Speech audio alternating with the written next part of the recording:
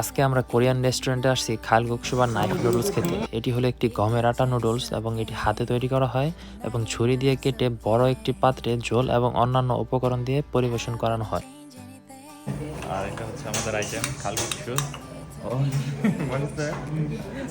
আমার সাথে ছিল এক কোরিয়ান বড় ভাই হাসান ভাই এবং শাহাদাত ভাই। আর শাহাদাত ভাই তো পুরাই অস্থির মোডে ছিল খাওয়ার জন্য। দেখেন, দেখলেই বুঝতে পারবেন তার খাওয়ার অবস্থা। এই ডিশটাতে দুইটা আইটেম থাকে, প্রথমে সবজি দিয়ে নুডলস এবং এটা শেষ হলে তারপর আবার ভাতের আইটেম থাকে, যেখানে ভাত, খিম এবং ডিম দিয়ে একত্রিত করে খাওয়া হয়। ওইটা অনেক মজা। তো প্রথমে আমরা এই নুডলসটা খাওয়া শুরু করে দিব এবং এরপরে ভাত খাবো। আর এই নুডলসের সাথে আরও আছে মাশরুম, মিষ্টি কুমড়া এবং সবজি।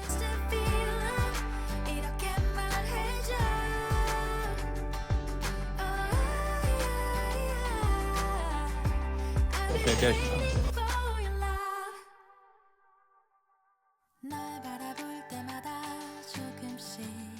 সেই তো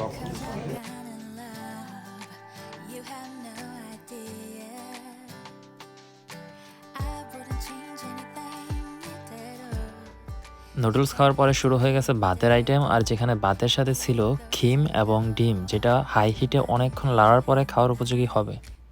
টানা কয়েক মিনিট লাড়ার পরে এটা খাওয়ার উপযোগী হলো। এরপরে ভাই আমাকে দিল আর আমিও খাওয়া শুরু করে দিলাম। অনেক গরম। ভাতের এই আইটেমটা অনেক গরম ছিল, যার কারণে আমি ভালোভাবে খাইতে পারি নাই। আর হচ্ছে ভাতের আইটেম থেকে আমার কাছে নুডলসের আইটেমটা বেশি মজা লাগছে।